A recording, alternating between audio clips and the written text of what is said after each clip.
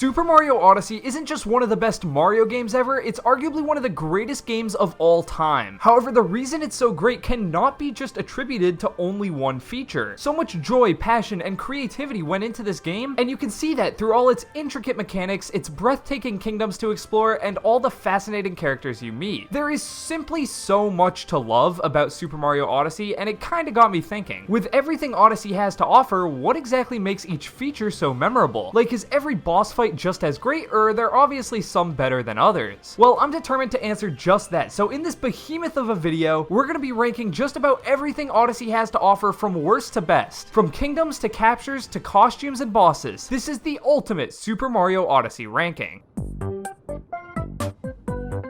Odyssey's capture mechanic is essentially the feature that separates this game from the rest of the Mario titles. The ability to capture and control enemies at the press of a button, it completely changes the gameplay experience. There are a grand total of 52 captures in this game, so without any further ado, let's jump into the first of these rankings, ranking every capture in Super Mario Odyssey.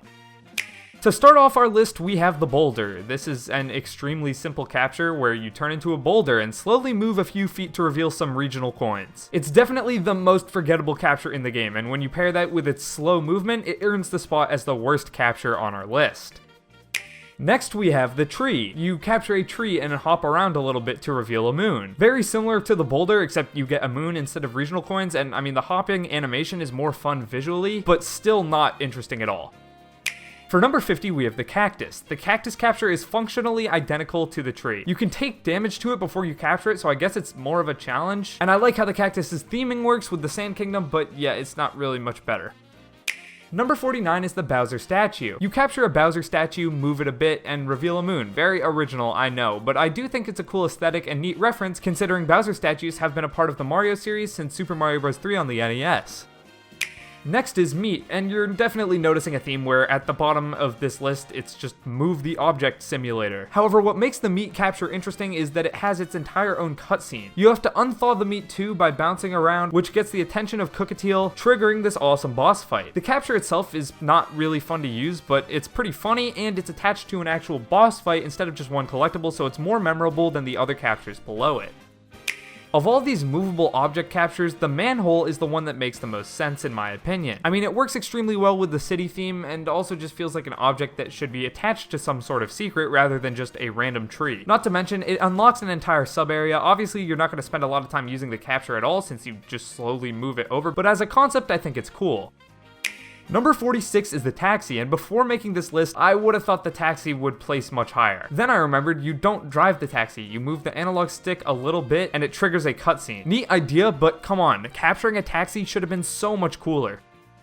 Another movable object here, we have the letter. If you spell them all out to make Mario, you're rewarded with a moon, so it's a bit of a puzzle. There's not really much else to add here. I mean, it's cool if you know how to spell, but my dyslexia was never a big fan of this challenge.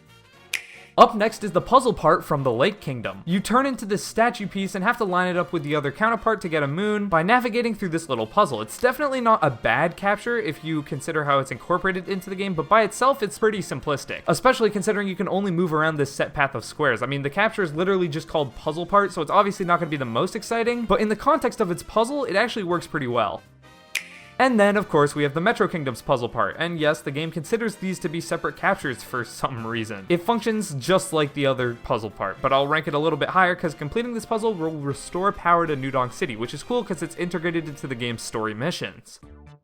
Number 42 is the mini rocket, and frankly, this one might be too high on the list, but I don't care. The game uses this capture a ton, but effectively they're just glorified warp pipes. All it does is trigger a little cutscene where it takes you to another area, and while you don't get to control it, you're still a freaking rocket. I don't know, for whatever reason, there's just something so satisfying about seeing this rocket take off to space. Even though it's arguably the most basic capture in the game, I don't care, it never gets old. Next we have the binoculars, that are pretty much just the binoculars from 3D Land as a capture. They're one of the simplest captures in the game, but it's also a great idea of how Nintendo was able to take ideas from past Mario games and change them enough to highlight Odyssey's mechanics. I especially love how the rockets shoot up, giving you a way better vantage point. I think my favorite part about the rocket is that you can just look off into the distance and capture all the hidden details in each kingdom. And what is that over there? A stat from our YouTube channel saying that only 7% of our viewers are subscribed? Interesting. For number 40, we have the zipper. The zipper is completely carried by the creativity of the fact that you're playing as a zipper. Like, I had a, oh wait, I can do that moment while playing this game and capturing a zipper for the first time. It makes so much sense given the context of Odyssey's mechanics, but it's so outside the box weird that you gotta respect it. Unfortunately, all the zippers have set paths, so they definitely don't allow for much freedom. The spark pylon is often just used as a transitional capture to take you to another area, but there are several times where you can actually control the spark and travel on different paths, which is pretty fun, and naturally, this is just one of the most iconic captures in the game, seeing as it's the last capture in the entire story, and one of your first captures in the game too, as you take it to escape the Cap Kingdom.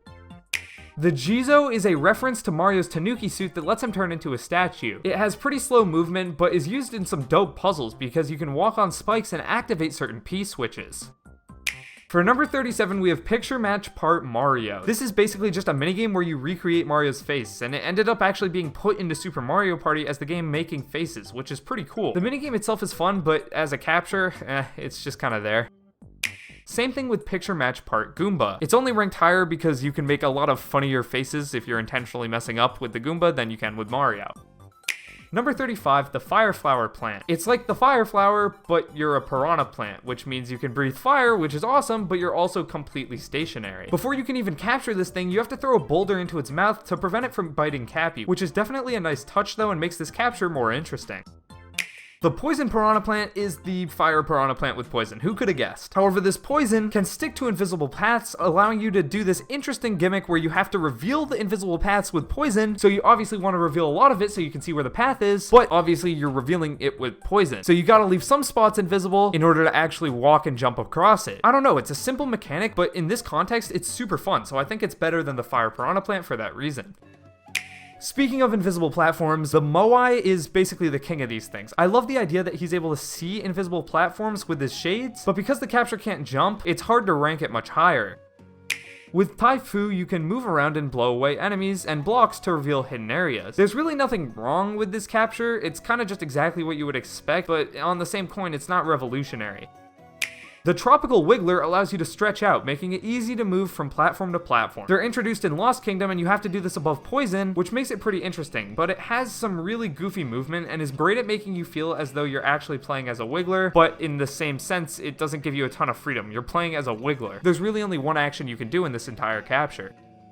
Number 30 is the Coin Coffer. It's another capture that might be ranked too high since all you do is walk around and spit out coins, but this one definitely gets extra points for its creativity. I mean, being able to capture an enemy that is essentially just a wallet and milk it for a ton of free coins just feels like some kind of exploit that you shouldn't even be able to do. The fact that the devs actually thought to put this in the game is sick, and hey, I'm never gonna turn down free coins.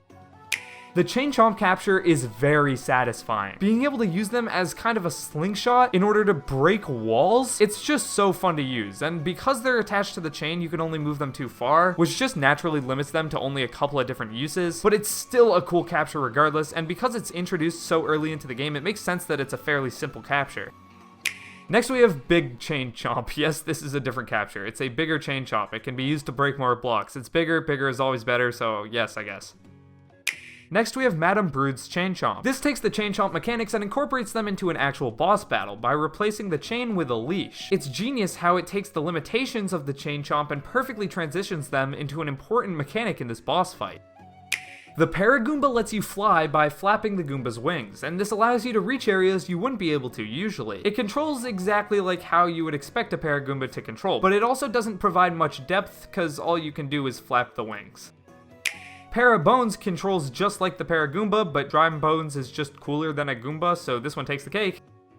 Number 24 is a Goomba. All they can do is walk and perform little hops, but they also don't lose traction when walking on ice and can stack on top of each other. Several of the moons in this game can be created by earning a large Goomba stack and then approaching Goombette, which is one of the most unique sort of puzzles in this game. It's kind of funny how Nintendo decided to make people capture the actual human who controls the RC card instead of just capturing the RC car itself. The RC car's controls can be kind of frustrating, but they're also true to an actual RC car, so I mean, I guess it makes sense.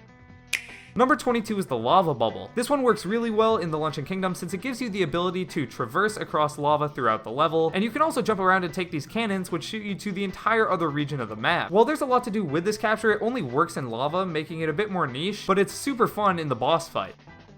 The Sherm is a tank that basically turns Mario into a third-person shooter. It is a tank, meaning its controls are simple. You move, aim, and shoot. But regardless, it has some really cool uses in the game, especially in the Mecha Wiggler boss fight.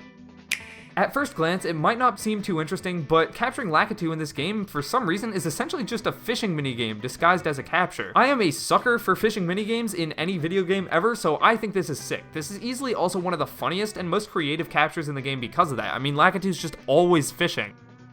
Shavarian Racer. Originally, I was not a big fan of this capture. I thought the controls were just absolutely absurd, but I've come to appreciate its goofiness. It can definitely still be frustrating, but it's incredibly creative, and the idea of bouncing around as a Shavarian is really funny. Having multiple entire Shavarian race courses built around this capture, including online leaderboards, definitely make it more memorable overall.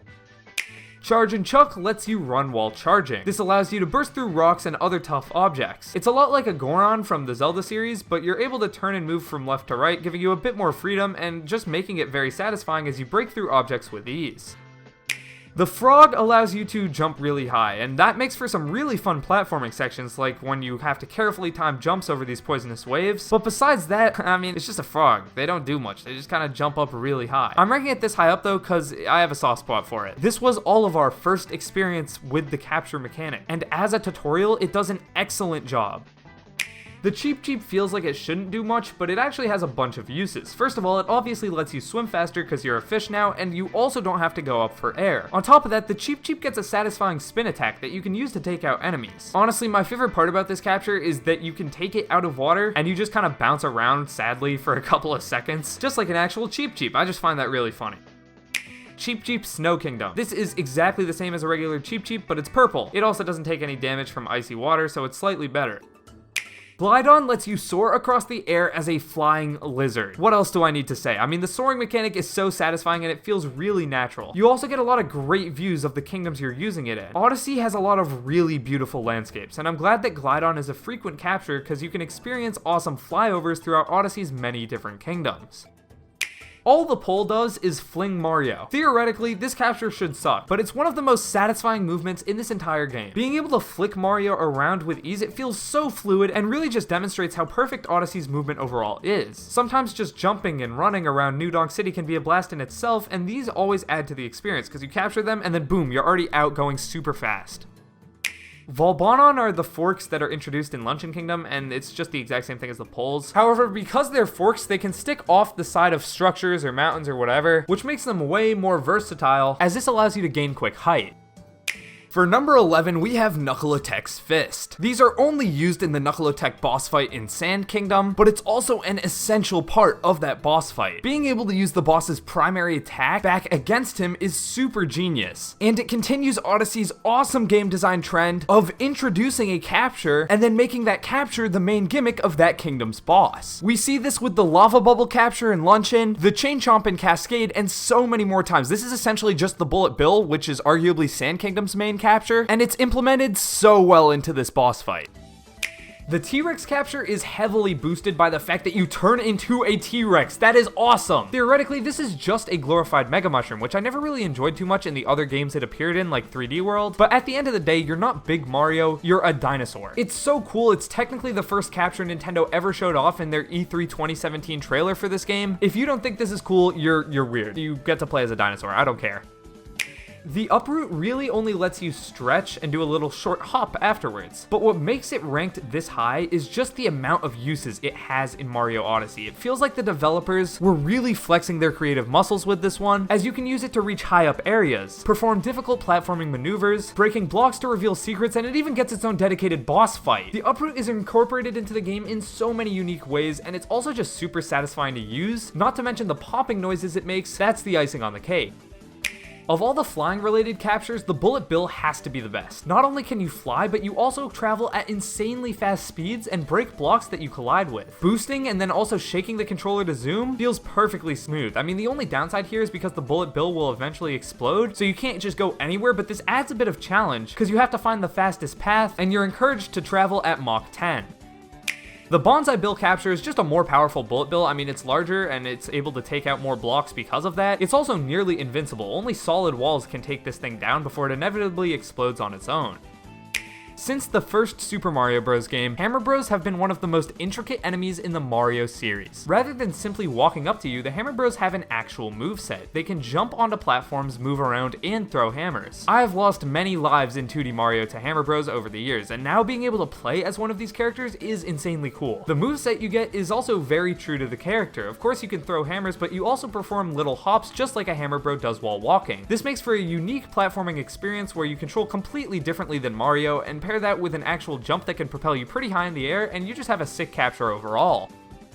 Fire Bro is a fire variant of a Hammer Bro, and obviously it plays similarly, but I think the fire throwing is way more satisfying. You can spam these fireballs and they skip across surfaces and are a lot easier for taking out enemies. It also has some interesting uses for certain puzzles where you have to light torches, and considering everything, I just think it's slightly better than the Hammer Bro. The Gushin allows you to shoot out water, which can be used to travel at a rapid pace, both horizontally and vertically. It's a bit like the rocket nozzle from Super Mario Sunshine, but with a lot less restrictions, and it's super fun to use. The main downside is, just like with the rocket nozzle in Flood, you have to recharge it by landing in water, but this makes for an interesting challenge, where you basically have to know exactly how much water you'll need before recharging. This is shown no better than in this capture's very own boss fight, where you fight against, oh brother, Mollusk Lancer? This frickin' thing. You gotta basically spray yourself upwards, hit his head, and then kill Octopus Man. I'm just gonna call him that. I have no idea how to pronounce that. The way this boss fight perfectly incorporates the capture, it definitely makes it a lot more memorable, and that's one of the reasons it's ranked so highly.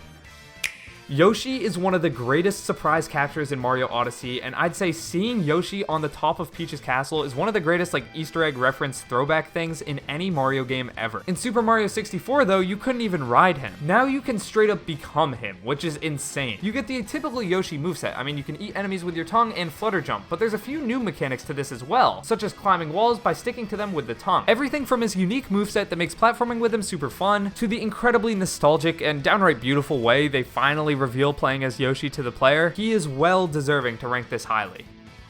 The Pokio is perhaps the sickest capture in Super Mario Odyssey. Not only is the beak's quick stabbing animation incredibly satisfying when you're taking out enemies, but the Pokio completely changes how you platform in this game. It takes the flicking mechanic from the poles in New Donk, allowing you to use them on any non-metal wall. I've already mentioned how satisfying the pole and fork captures are, which are essentially the same thing, but this is what happens when you take one of those captures and absolutely run wild with it. The amount of freedom they give you here is insane, and you just get an insanely cool capture as a result. It's also used in some very difficult platforming sections and its own boss fight. Even though it only shows up late in the game, I have zero problem giving this awesome little bird the number 2 spot on this list.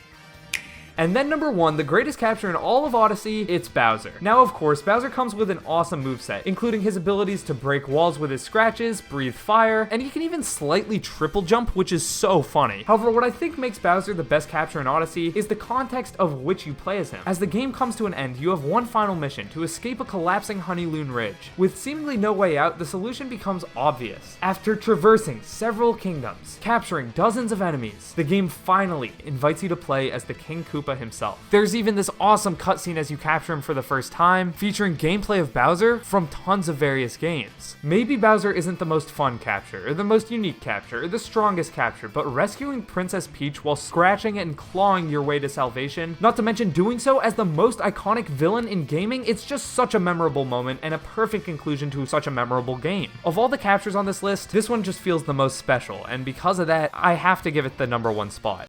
Anyway, what did you guys think of the ranking? Hopefully I didn't offend too many tree capture fans out there, but moving on, we have yet another incredibly memorable part of Mario Odyssey, the kingdoms. The environments in this game are incredible, and they're pretty much the centerpiece of Odyssey, since the mission of the Odyssey is to take you to these various worlds. With that being said, let's switch over to Mac with his ranking of every kingdom in Super Mario Odyssey. First up is Cloud Kingdom, and the reason it earns last place is simply because it doesn't offer much content as most of the other kingdoms in Mario Odyssey. Cloud Kingdom primarily functions as a location to hold the first Bowser fight, and there's some additional content, especially in the post-game, but even then, there are only 9 moons in total. That being said, the boss battle is definitely fun, and I like being able to control Bowser's hat as you enter the boxing match where you get to take him down, and some of the moons are really cool as well, like this picture match puzzle and even this 2D section. I would even argue that that Cloud Kingdom boasts some of the sickest platforming challenges in Super Mario Odyssey. I especially love these hats that you can turn into clouds and jump across. Ultimately though, Cloud Kingdom is not a bad kingdom by any means. The boss battle, the mini challenges, and even the setting are still all pretty memorable parts of Super Mario Odyssey. And it feels weird to label it as the worst kingdom in the game, but with only 9 moons, it makes it difficult to rank it any higher. Next, we have Ruined Kingdom, and this has the exact same problem as the Cloud Kingdom. There's just not enough moons. But don't worry, the reason this kingdom ranks higher is because while the Cloud Kingdom offers a pathetic 9 moons, this one offers an impressive 10. No, the actual reason is because this kingdom has one of the coolest and frankly bizarre boss fights in any Mario game. Before you even arrive at the Ruined Kingdom, you're surprised by Bowser, who is soaring on top of a giant, uncannily realistic dragon. This sudden transition perfectly showcases what makes Odyssey such an amazing game. One minute you're sipping tea with Cappy and the next you're playing Skyrim. The whole boss fight is a prime example of how much passion and creativity was poured into this game. Also, apparently this guy's name is the Lord of Lightning, and that's just way too badass to be in a Mario game. As for the moons in this kingdom, they're fine, but they're also just not that revolutionary. There's one moon where you have to just hack away at the shiny boulder with Cappy until a moon eventually pops out, and I'm not sure if that's terrible or extremely funny. It's also hilarious how one of the moons in this kingdom is just spinning a defeated Lord of the Lightning's horn as he just lays there in sorrow. Like, I almost feel bad for him. From its lack of moons to its underwhelming setting, Ruined Kingdom is arguably one of the most mundane kingdoms in the game. However, the sheer shock value of this legendary boss fight makes it unique enough that I'm gonna give it the spot just over Cloud Kingdom.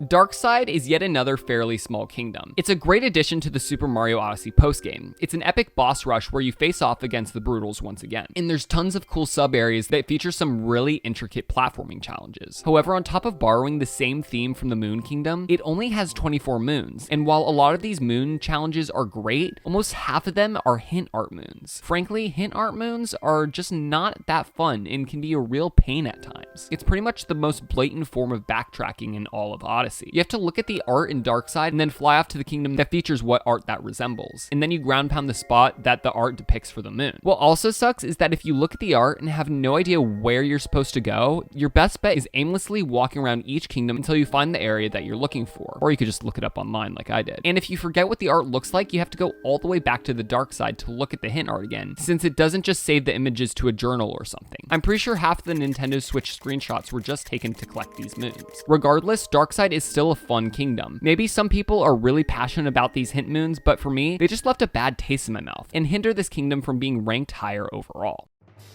Following Darkside, we have Darker Side. And before you say anything else, yes, I'm biased. I understand that's pretty ridiculous to put a kingdom with only one moon at a rank any higher than last place, but that one measly moon is the single greatest moon in Super Mario Odyssey. Galaxy 2 set the precedent for each 3D Mario game to conclude with one final challenge to test the player's skill and how far they've come. And Darker Side implements this moon into Odyssey perfectly. While it's only one moon, it's essentially dozens of different challenges that test your abilities to the absolute limit. And these challenges don't just test your familiarity with Mario's basic movements. On top of making you perform several tight platforming maneuvers, the game challenges your skills with several of the various captures from throughout the game. From Goombas to Pokios to even Bowser himself, the game forces you to take a look at all of these captures in a completely different light. Overall, Darker Side is the perfect conclusion to Super Mario Odyssey. Not only is it the most difficult challenge in the game, but it just feels like a massive celebration of your journey, greeting you with several of the friends you made along the way and closing by having you return to your very first capture experience as you scale a giant replica of Metro Kingdom City Hall. So yes, in the grand scheme of things, Darker Side is by no means the best kingdom in Mario Odyssey, but I can't help but remember it fondly for one of the greatest experiences the game has to offer. Luncheon Kingdom has a cool theme and one of the most unique aesthetics in the game, and it also has no shortage of moons. So how could it possibly be only number 13 in this ranking? Well, a lot of the kingdoms in Odyssey have captures that are iconic to that kingdom. For instance, the Sand Kingdom has abundance of bullet bills, and the Cascade Kingdom is filled with chain chomps. However, the Luncheon's main capture is a lava bubble. Now, the lava bubble is fine. I mean, it functions exactly how you'd expect it to, letting you swim and jump around in lava. But Luncheon Kingdom relies on this capture capture way too much. Odyssey's open world environments make the game what it is, yet one thing that heavily contributes to the joy of exploring these worlds in Odyssey is the movement and mechanics. Moving around as Mario has never felt more fluid, and this fluidity perfectly complements each kingdom, except for Luncheon, because most of the level is just lava. The ability to run, jump, and dive in pure bliss, all of that is just thrown away when you're forced to devolve into a fiery ball of goop. Look, Luncheon Kingdom isn't terrible. The hammer bros with the frying pans are a nice touch. Capturing and flicking off of these forks is incredibly satisfying, and I love how one of the game's major cutscenes is triggered by flopping around as a steak. However, when a kingdom takes away one of the things that makes Odyssey so great, it's definitely going to negatively impact how I feel about that kingdom. Next is Cap Kingdom, and the reason this kingdom is so low is no fault of its own, since it's essentially just the tutorial kingdom, meaning that it's obviously going to be one of the most basic kingdoms in the game. Of the remaining kingdoms, it also has the least amount of moons at only 31. At the end of the day, the Cap Kingdom does its job. It introduces the player to Odyssey's movement and the capture mechanic, and it even concludes with the game's first boss fight before you're sent off to experience the rest of Super Mario Odyssey. The frog and the Paragoomba are great introductory captures. There's still some fun challenge moons, and I love meeting all the little bonitors. And yes, apparently this is Cappy's species. I'm not making this up. Overall, it's a simplistic kingdom themed around hats, and I don't really have any complaints. But the fact that this kingdom ranks this low is mainly a testament to how good Odyssey can be as you experience more of the game.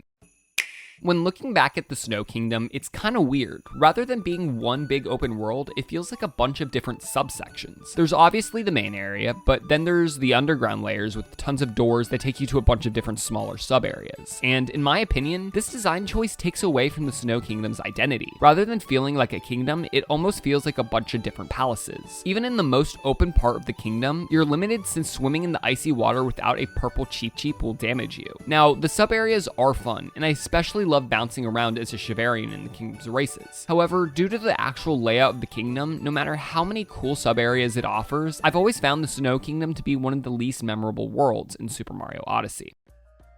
The Lost Kingdom is certainly not as small as something like the Cloud Kingdom or the Ruined Kingdom, but still, it's one of the smaller kingdoms in the game. It has a decent 35 moons and also has a lot of charm and creativity that make Odyssey great. Shifting stairs, tropical wigglers, and these little guys that will dash into walls when you throw Cappy into them. You even get to find the Toad Brigade when you scale the top of the level. There's a lot that the Lost Kingdom does right, but given its size, I would say that other kingdoms in the game offer more because in the end, it's mostly just a tall mountain surrounded by poison. Also, bringing Klepto back from Mario 64 is admittedly a cool addition, but even then, am I really supposed to be excited when he yoinks Cappy and have to play the game without some of Mario's core abilities? Again, Odyssey is just an amazing game, and so obviously, a lot of the levels are going to be good, including the Lost Kingdom. This far into the list, I wouldn't say any of these kingdoms are bad, but that being said, some kingdoms are obviously going to rank higher than others, even if all of them are fun and creative. The Lake Kingdom is trash. Ever since the introduction of World 2.2 in Super Mario Bros., gamers have learned about the misery of the water level. You go from running and jumping around at your heart's desire to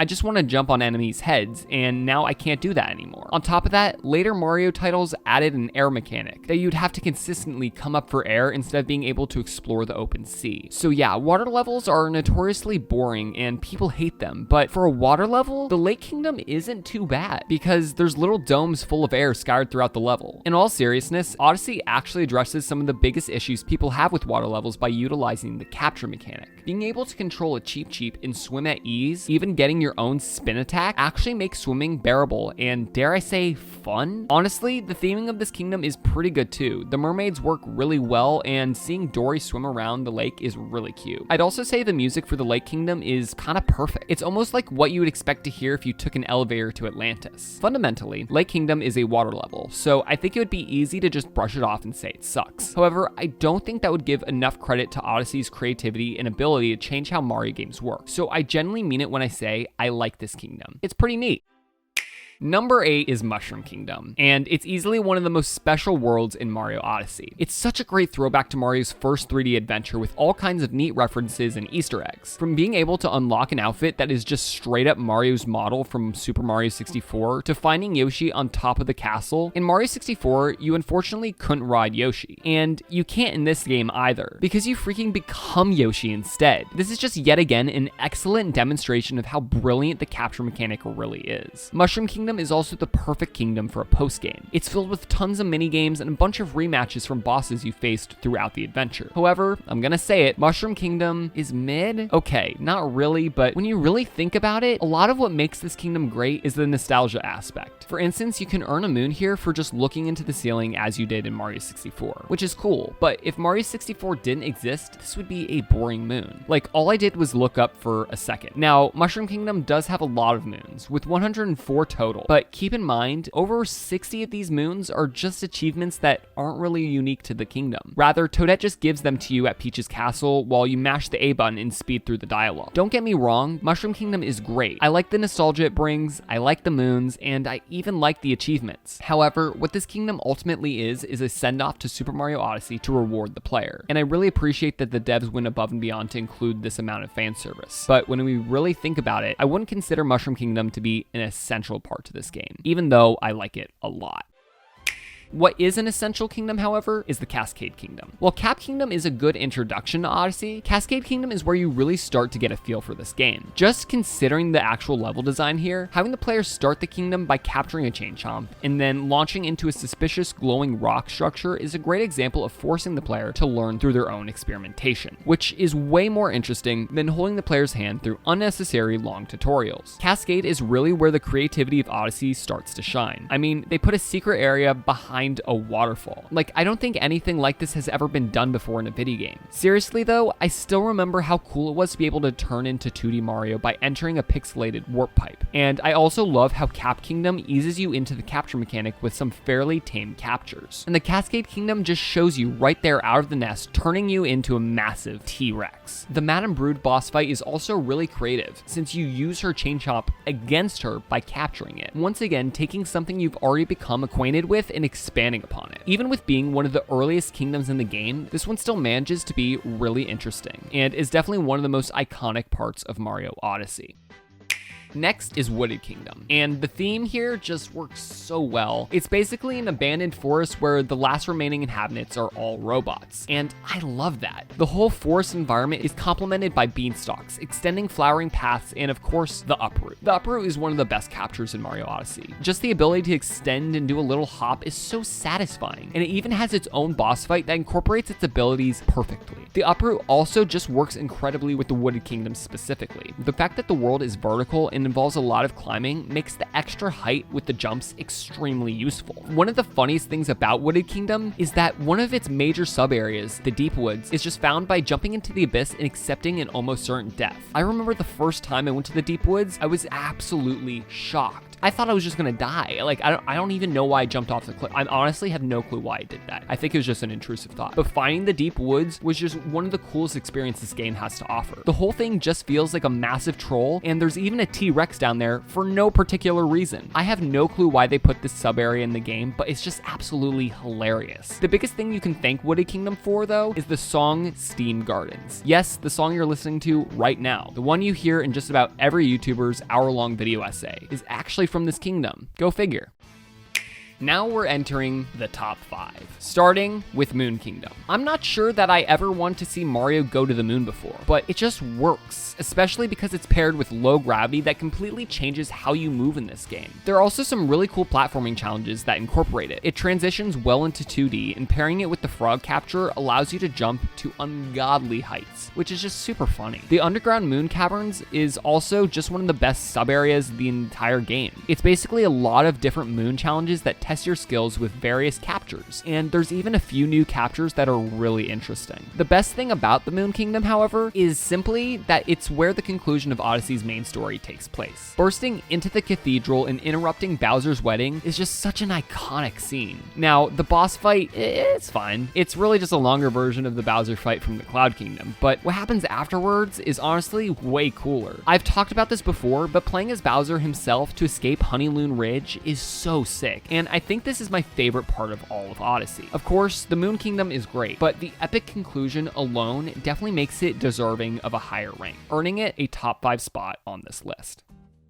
Seaside Kingdom. Now, this is a water level done right. You obviously have the large beach area that you can jump around on, but even the water is fun to explore because there's so many elaborate coves. This is also one of the most beautiful kingdoms in the entire game. The whole environment is just incredibly vibrant, especially with this glistening crystal clear waters. As for the actual gameplay, earlier I had mentioned how the Cheep Cheep improved the Lake Kingdom by making swimming a lot more fun, but Seaside Kingdom introduces the Gushin, which is just way cooler. You can propel water to essentially fly in any direction until you eventually have to refill your water supply, which is really satisfying and makes for a great boss fight. The beach is also littered with these rocket flowers, which pair perfectly with the kingdom since you can use these to run on top of water via hydrophobia. Seriously though, when it comes to these water levels, Seaside Kingdom is just the cream of the crop because it actually isn't afraid to experiment. Like, it isn't just a good water level, it's just straight up a good level in one of the best kingdoms in Mario Odyssey. This moon took me 2 hours to unlock, by the way.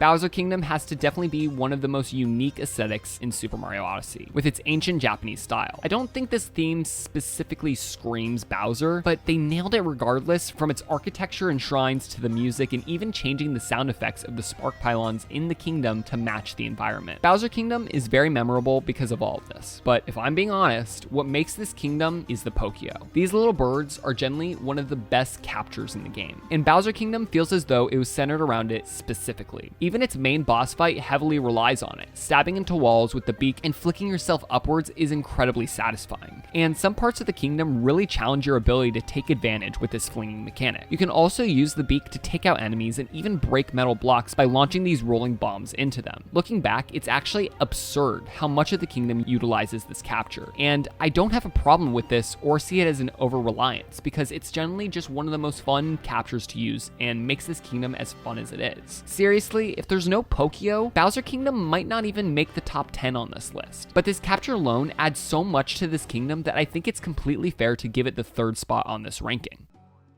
Number 2 is Sand Kingdom. I mean, who doesn't like sand? I don't like sand. While it may seem like a very basic kingdom, Sand Kingdom has everything that makes a kingdom great. It's vast, open world, and has the most moons in the game if you don't count Toadette's moons. And some of the best captures in the game too. Bullet Bill, Glydon, Cactus, it's all there. For real though, this kingdom has so much, and a lot of it is due to the fact that it's just huge. There's just a ton of level here with so many things to do and even a few big sub areas on top of that. Sure, some of the kingdom is just open sand, but the game even makes these sections fun by giving you Jaxi, allowing you to dash through the entire area. Before Mario Odyssey was released, I was admittedly a bit skeptical about this game. I didn't really understand what it was trying to do, especially with its seemingly obscure features like the capture mechanic. However, about a week before it launched, I remember playing the demo for this game at a store, which featured this kingdom specifically, and I just instantly fell in love. Being able to walk around a giant open world collecting moons without interruption, it was incredible and a completely new and exciting Mario experience that I didn't even know I wanted. The idea of possessing enemies with Mario's hat was extremely weird to me, but then as I began to zoom around as a Bullet Bill or was zipping around power lines as a Spark Pylon, it all started to make sense and felt ingenious. I don't think a more perfect kingdom could have been chosen for this demo, because when I think about Mario Odyssey, Sand Kingdom is just about as Odyssey as it gets.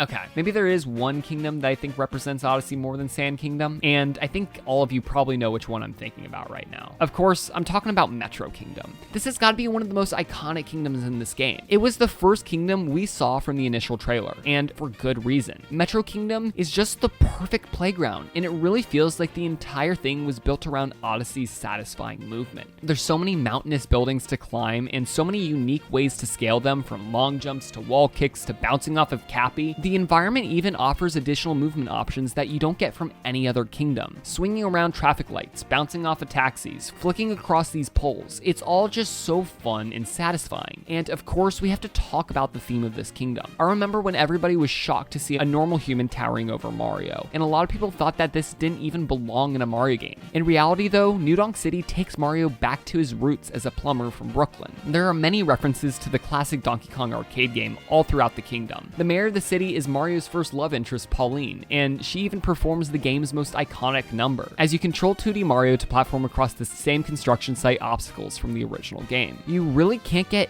any more Mario than that. Metro Kingdom also has so much content, and all of it's a treat. The plot of the kingdom is perfect, having you save the city from a Mecha Wiggler as a tank, but there's so many little things this kingdom offers as well. I love riding around town on a moped. I love hijacking the theater as 2D Mario, and I even love this little jump rope challenge, even if it is a bit frustrating. At the end of the day, I simply can't imagine this game without Metro Kingdom, because it just represents Odyssey to a T, and there's just nothing else like it. Thanks, Mac. Personally, I think Luncheon Kingdom was a little bit too high, but whatever, I digress. Anyway, next up is costumes, and this one may seem a bit obscure. I mean, how do you rank something that is purely aesthetic and doesn't really have any actual effect on gameplay? Well, I tried to rank them off things such as the amount of effort put into the costume, whether or not the costume was a neat reference, and of course, just how cool I think the costume is. You'll see what I'm talking about, and we have a lot of costumes to go over, so let's jump right into the ranking.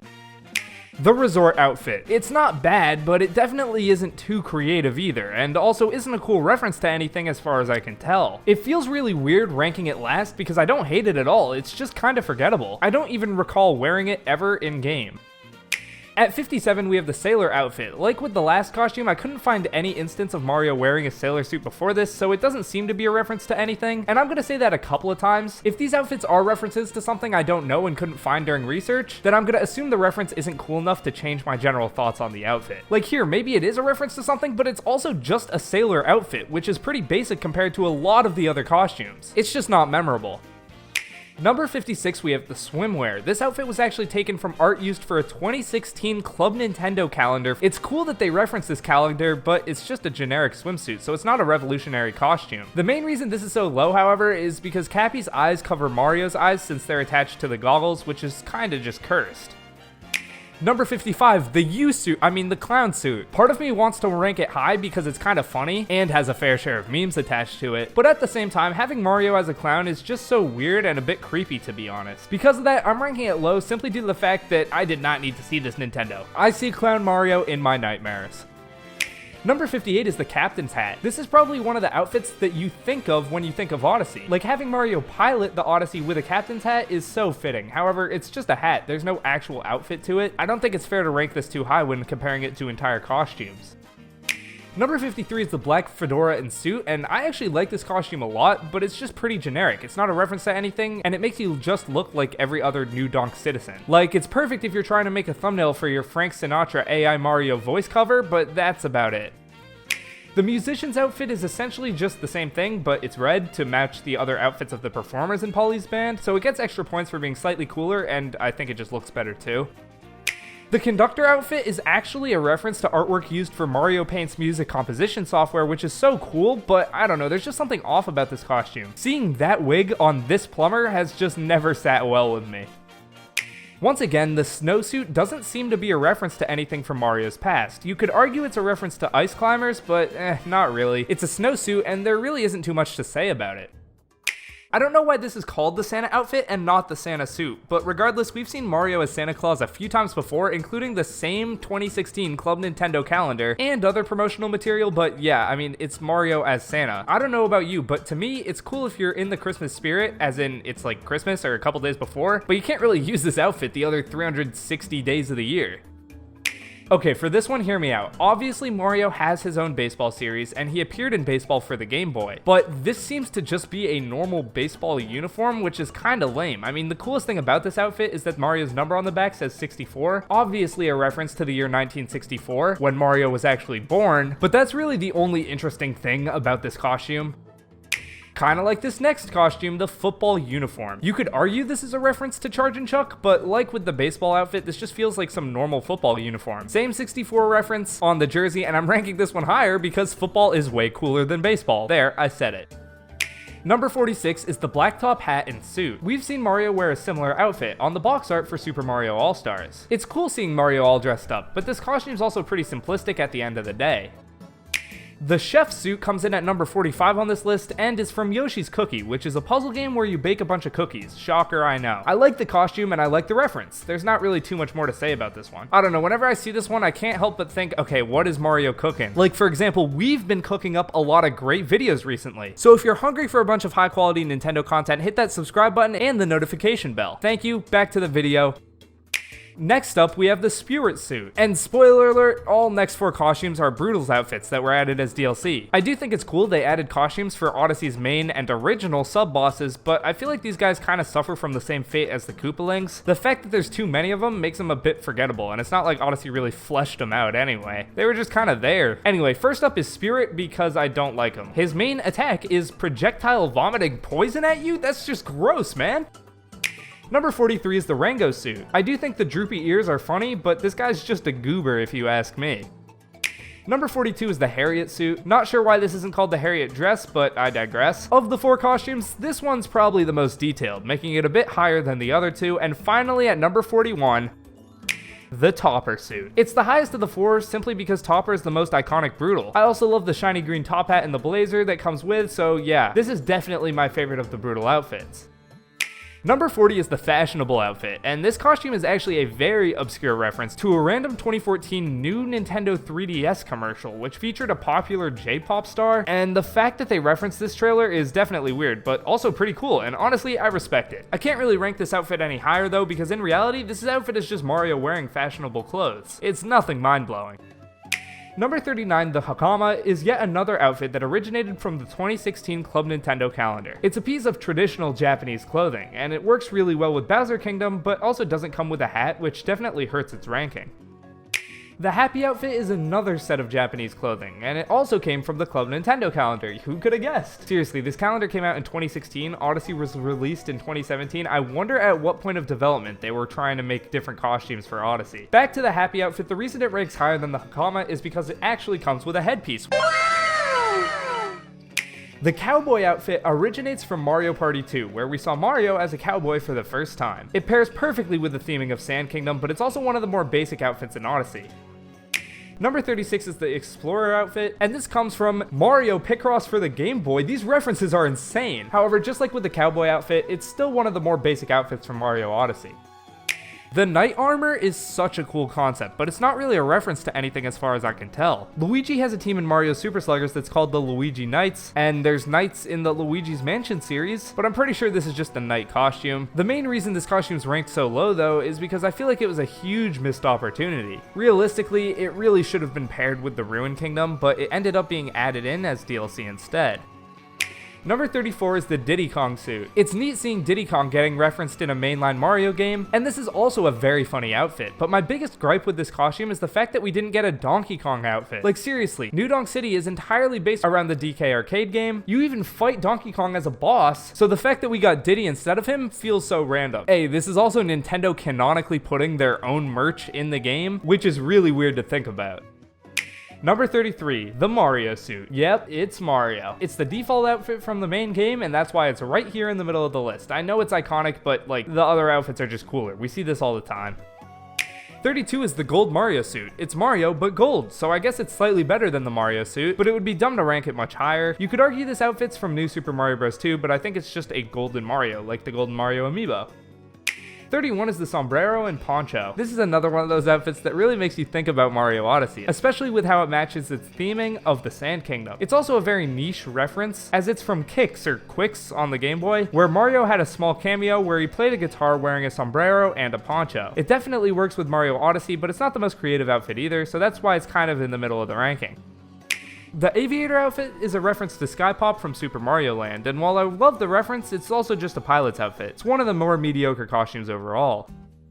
The mechanic outfit is pretty mundane, but it's actually a reference to artwork for 3D Hot Rally, which is a game exclusive to the Famicom, and the Famicom logo on Mario's cap is so iconic. The sponsorships that can be seen on Mario's shirt are actually taken from Mario Kart 8 sponsorships too, which is so sick. Number 28 is the racing outfit. Similar to the mechanic outfit, this costume does seem to take some inspiration from 3D Hot Rally, and once again, the logos on the suit are borrowed from Mario Kart 8. I'm giving the racing outfit the spot over the mechanic outfit simply because a racing outfit is just a cooler concept. The golf outfit is essentially just Mario with the American flag pattern, but it gets its name because it's actually taken from NES Open Tournament Golf. It might be fair to say that this one's too high because it's basically a color swap, but what heavily boosts this costume is the fact that it's one of Mario's alts in both Smash 4 and Smash Ultimate. It's kind of iconic. Number 26 is the spacesuit. It's pretty basic, but pairs so well with Moon Kingdom, and I love that they did that. It's not a particular reference, but I guess Mario wore a spacesuit in Spaceland for Super Mario Land 2 for the Game Boy. The Luigi suit is so bittersweet. It's the closest thing we got to a playable Luigi in Mario Odyssey. Like, Odyssey is such a great game, but multiplayer was a huge missed opportunity. The Luigi suit, while cool, admittedly feels kind of like a slap in the face. You're never gonna believe what this costume's a reference to. For real though, this one gets the spot over the Luigi suit because it just makes more sense as a costume, because Wario's not normally playable in mainline Mario games. And finally, the Waluigi suit. I've chosen this one over the other two because I think Waluigi should be in Smash. No, just kidding, he should never. But this would be Waluigi's only reference in a mainline Mario game, to my knowledge, which is kind of crazy. We saw Mario as a pirate for the first time in Mario Party 2. The reason this costume's so high is because pirates are awesome. This outfit's also a great fit for the Seaside Kingdom, and from the eye patch to the skull hat, they really went all out with this one. The samurai armor, like the pirate outfit, is just so cool to see. Looking at Mario as a samurai is so legendary, and I actually thought they made this costume specifically for Bowser Kingdom, but yet again, break out your old 2016 Club Nintendo calendar. Yep, it was there too. The classic suit is literally the Mario suit with the color swap. So why is it so much higher? Well, this is actually a reference to Mario's original color scheme from the Donkey Kong arcade game, giving it its name the classic suit. This is perfect, especially because we have an entire kingdom dedicated to the game through New Donk City. Little references like this are seriously one of the reasons Odyssey is so great. Yabba dabba doo, this outfit originates from a random Mario comic that was released in Germany. However, what makes this costume so awesome is the wearable Dry Bones hat. In my opinion, this isn't one of the most memorable costumes in Odyssey, but it's also such a good interpretation of Mario as a caveman with its level of creativity. The Doctor outfit is obviously a reference to Dr. Mario, and it's just nice seeing spin-offs like that represented in a mainline title. That's why it's ranked so high. The Painter outfit's another reference to a Mario spin-off. I thought it was just Mario Paint, but the beret is taken just from Mario Artist Paint Studio, just when you thought this couldn't be any more niche.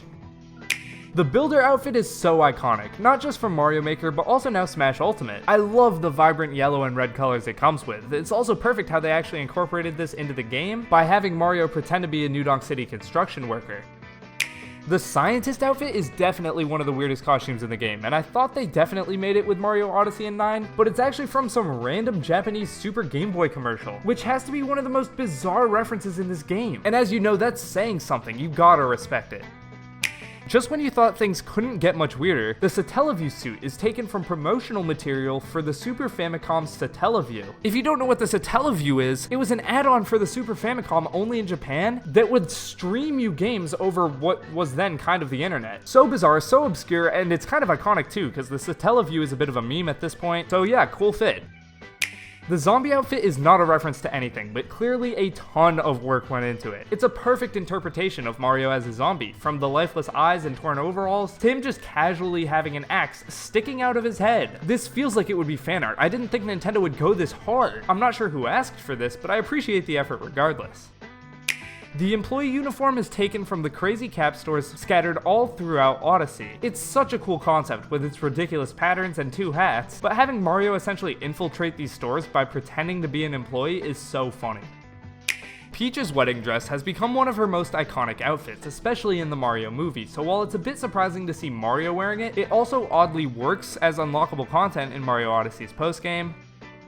But it doesn't beat Bowser's tuxedo. Bowser's tuxedo is sick. Nintendo decided to make Bowser absolutely dripped out in this game for no reason whatsoever, giving us the power to unlock that costume, including your own Bowser's shell. Man, this costume is perfect. It deserves to be number 10. Number 9, Metal Mario. This is one of the few outfits that actually changes Mario's model. So even though it's just a solid metal color, it's still creative. It's also a reference to one of the most iconic power-ups across the Mario series. So it's one of the coolest costumes in Odyssey for sure. The King's outfit. What I love about this costume is mainly the fact it's one of the last costumes you get in the game, which is just so fitting. Being able to reach a point where you're so far into the game that you're essentially being crowned a king by the developers feels so awesome, even if this outfit isn't a reference to anything in particular. Mario's tuxedo. I would argue this is probably the most iconic outfit from Odyssey, and it even ended up being added into Smash Bros. This outfit always reminds me how epic the finale to Odyssey is, where you crash Bowser's wedding, and it holds a special place in my heart as one of the best costumes in Mario Odyssey. Number 6 is the boxer shorts. How can an outfit that practically isn't even an outfit be this high up on the list? Well, it's simply just so funny and hilarious. The fact that they allow you to run around half naked, too funny. I remember how shocked everyone was when this outfit was revealed. This outfit has become such a staple of Mario Odyssey that there's even a speedrun category that's dedicated to this called nipple percent, where you have to buy and equip this outfit as fast as possible. As stupid as this outfit is, it's my list. I'm giving this the number 6 spot. Mario 64 cap and suit. The reason this outfit is so high is mainly because of nostalgia, but it's simply the perfect tribute to Mario's first 3D appearance. Using this outfit to explore Peach's garden from Mario 64 is such a memorable part of Mario Odyssey. And if we're being honest, the entire Mushroom Kingdom is filled with references to Mario's legacy, and there's really no better costume to pair that kingdom with than this one. Such a cool reference. The skeleton suit is another outfit that completely changes your model, and I guess you could say it gets its origin from Super Mario Galaxy. Mario's skeleton can be seen in that game when you get shocked, but really it's just a skeleton. I don't think it's a reference. It's hilarious being able to walk around as a dead version of Mario, but I think one of the reasons Skeleton Mario ranks so high here is because of sunk cost fallacy. Like, come on, I paid 9,999 coins for this outfit, it better at least crack top 5. Number 3 is the Sunshine, Shades, and Outfit. In Super Mario Sunshine, you could actually wear this outfit after defeating Bowser, which is a neat reference, but this outfit is also really cool in and of itself. Seeing Mario rock the shades is just awesome. This one is so cool. The 8-bit Mario cap turns you into a 3D version of Mario's sprite from Super Mario Bros. And it also makes you completely inanimate. Having Mario stuck in that constant jumping pose is pure gold. One of the things that makes Odyssey such a great game is how it isn't afraid to try new things. And I love how they were willing to make the costume that looks so stupid simply due to the fact that it's funny and a cool reference. But it doesn't beat out number 1. The invisibility hat. I know, put the pitchforks down. The reason this is number 1 is because when you think about it, this is the only costume in the game that actually does something. You know, apart from letting you go into a room to collect a power moon. Not being able to see your model makes the game so much harder, since you're left to either focus on your shadow or essentially just guess where you are. It adds such an awesome challenge that Nintendo even reused this concept for one of Super Mario Wonder's badges. It's the perfect costume. If you want to add a little bit of challenge to the game, you can equip the invisibility hat. It increases replayability, and because of that, I would say, despite being, not a costume, in fact the exact opposite, there is nothing there, it technically is the best costume in Super Mario Odyssey. Anyway, let's kick it back to Mac, who'll send off this ultimate ranking with every boss fight in Super Mario Odyssey.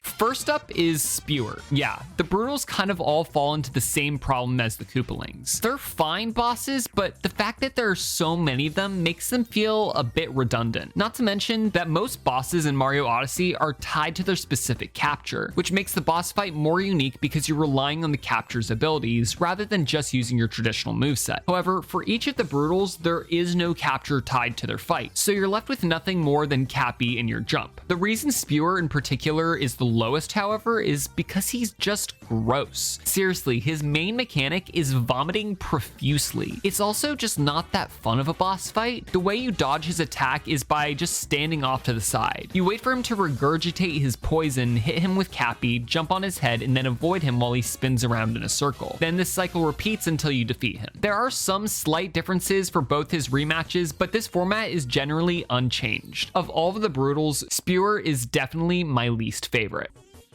With Harriet's fight, there's not a lot of depth. She throws bombs at you, and if you hit one back at her, you can jump on her head, moving you to the next phase. The most difficult part of the fight is when she's transitioning between phases, and drops an onslaught of bombs that you have to dodge. While I do guess this adds to the boss fight by making it more challenging, the bombs will leave behind this sort of lava residue that you have to continue to avoid even after they've exploded. Like with the poison from Spewer's boss fight, I just think forcing the player to seclude themselves to a limited amount amount of space is lame since it takes away a lot of freedom. Now, hitting the bombs with Cappy is pretty satisfying, especially because you have to make sure to aim them precisely in order to deal damage. Except even if you suck at aiming, the game will eventually hand you a free hit by having Harriet throw giant bombs that will automatically wrap around her pigtails and explode in her face. This is still the case even in the rematches. In fact, one of the main features of the rematches is giving her a larger onslaught of bombs, meaning you are secluded to an even smaller space. I understand I might be being a little bit harsh. Like when I played through Odyssey for the first time, I never fought Harriet and thought, this boss sucks. It's a fine boss fight, but there's just such little depth to it that I don't think it's fair to put it much higher in this list.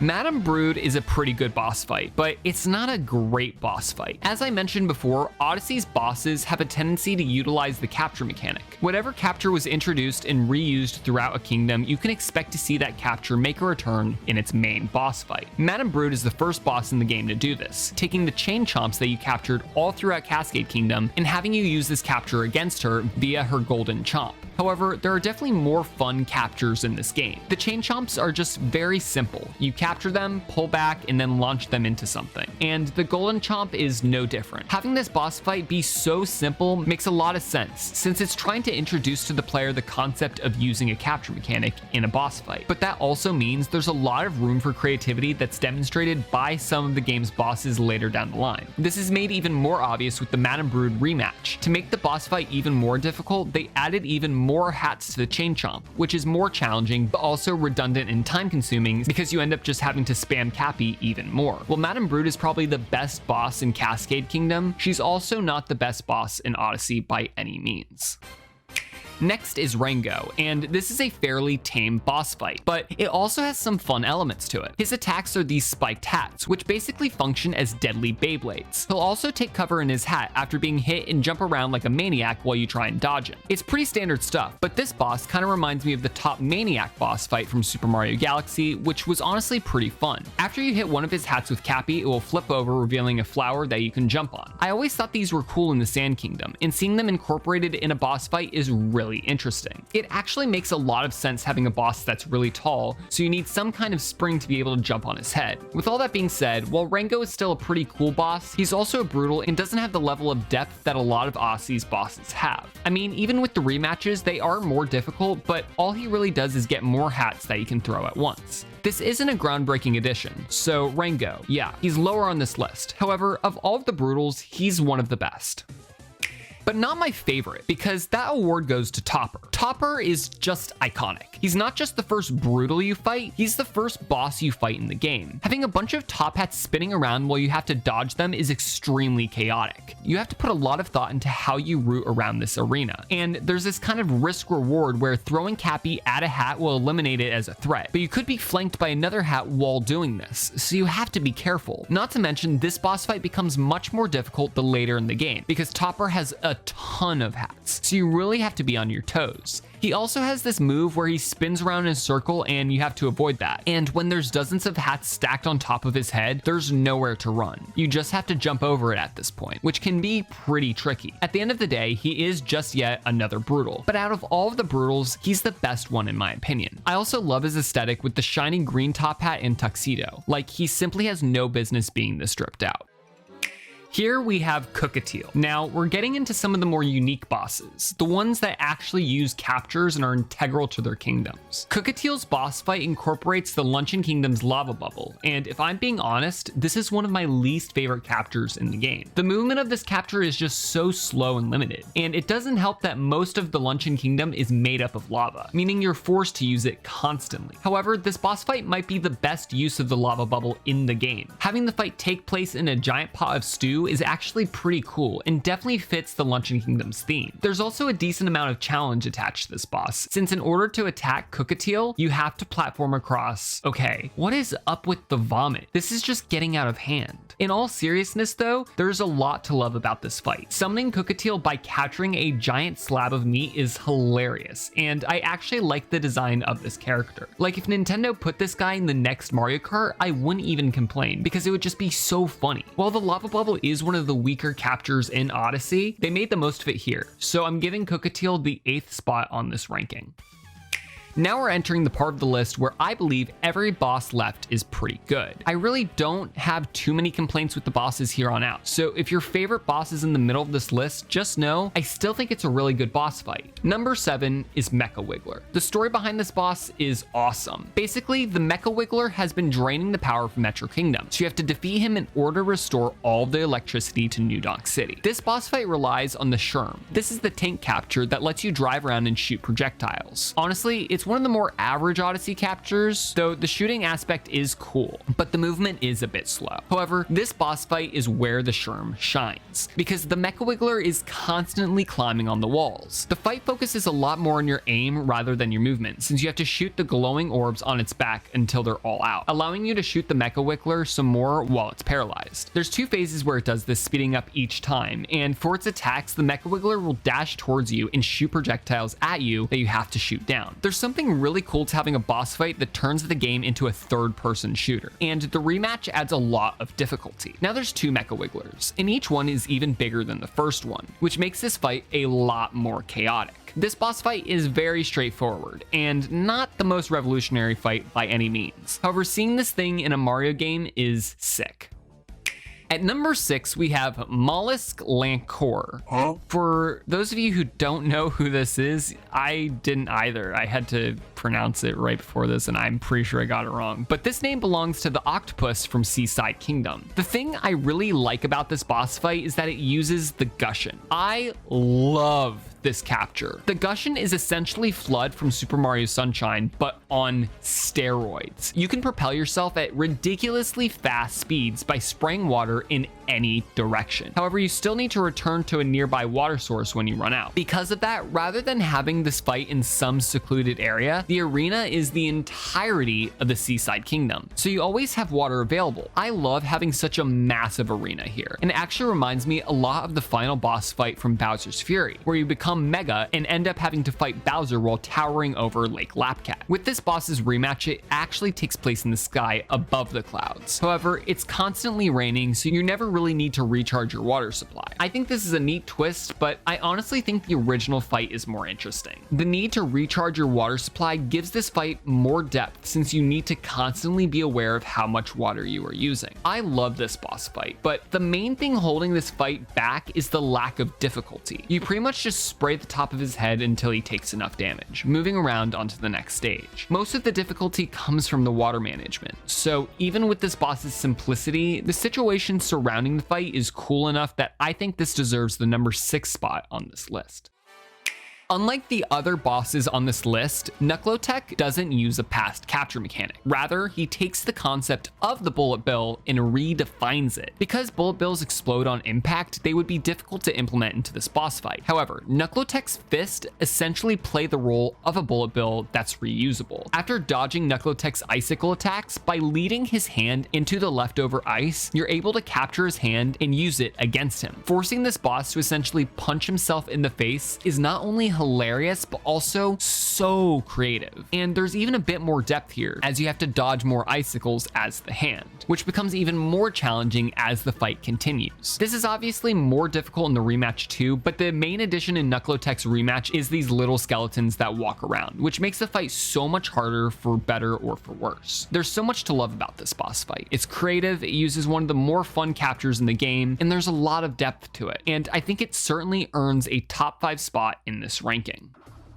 Speaking of cool captures, we have Torque Drift, which uses the uproot. The uproot is one of the best captures in the game, and being able to extend your legs and do little hops is so satisfying. And you usually use this capture to break nuts scattered throughout the wooded kingdom and find hidden moon. However, in the Torque Drift fight, the boss will flip upside down, allowing you to damage it by attacking its core from underneath. It's a lot like the Dig-a-Leg fight from Super Mario Galaxy 2, where you had to use the spin drill attack to attack the boss's glass case that holds its power star. With the Torque Drift fight, the uproot does what it does best. Being able to break into blocks and get just enough height to dodge these lasers once again is really satisfying. And the difficulty of Torque Drift's rematch feels like the perfect balance. Yeah, it's absurd, but it's not too absurd to the point where it feels unwinnable. I can't tell if the uproot is a perfect boss fight or if Torque Drift is just the perfect boss fight for uproot. But nonetheless, the two pair together extremely well, just like the boss pairs extremely well with the theme of the wooded United Kingdom. With Steam Gardens being an abandoned forest inhabited by nothing more than machines, having a giant UFO that steals flowers as its main boss ends up working surprisingly well. Next is the dragon from the Ruined Kingdom, and I'm talking about the Lord of Lightning. One of the main reasons this boss is so high is because of how insanely bizarre it is having a character like this in a Mario game. However, this is Mario Odyssey we're talking about. Whatever happens goes, and the Ruined Dragon is a welcome addition. I especially love this cutscene where we see Bowser flying on top of him, which just goes so hard. As for the boss fight itself, there's no capture featured here. Instead, you dodge the electric attacks and move these golden pillars using Cappy, and then ground pound on the boss's head to deal damage. You can even find hearts by ground pounding these glowing stones in the arena, which is a nice touch. This is a fun boss fight, but I don't think it needs to be the most challenging or creative boss fight because of how essential the Lord of the Lightning is to the Ruined Kingdom. In fact, I'd even go as far to say that he is the Ruined Kingdom, since there really is nothing else to do here. I especially appreciate that even after he's beaten, he just lays his head down in defeat. I genuinely wonder if the reason they did this is because the dragon is so necessary to the Crumbled In theme and aesthetic. And if you do want even more difficulty, well, in the rematch, the whole floor is covered in ice. Be careful what you wish for. At number 2, we have Bowser, the King Koopa himself. In the 2D Mario games, the Bowser fight tends to be pretty generic. You step on a button, causing Bowser to fall to his death. However, in the 3D games, each have had their own boss fights, with Odyssey being no exception. By hitting Bowser's hat, you can take control of it, turning the fight into a giant boxing match. The fighting mechanics are a lot like Punch-Out!, as while you release an onslaught of punches, you also have to be ready to dodge Bowser's tail swipe attack. This hat completely changes the way you play, and since you no longer have access to Cappy and his jumping abilities, timing your jumps over the lasers is even more difficult. While this hat isn't technically a capture, it's just as unique as one. However, if I'm being honest, Bowser's boss fight really shines in the game's finale. While the second fight is more difficult, the main reason I love this fight so much more is what happens after it. I love the Honeymoon Ridge escape sequence. I've said this before, but being able to capture and control Bowser is the perfect conclusion to this game. Maybe there's some boss fights that are better than this one, but this experience, this beautiful ending to Odyssey's main story, is so amazing that I can't even help but put this fight this high up on the list.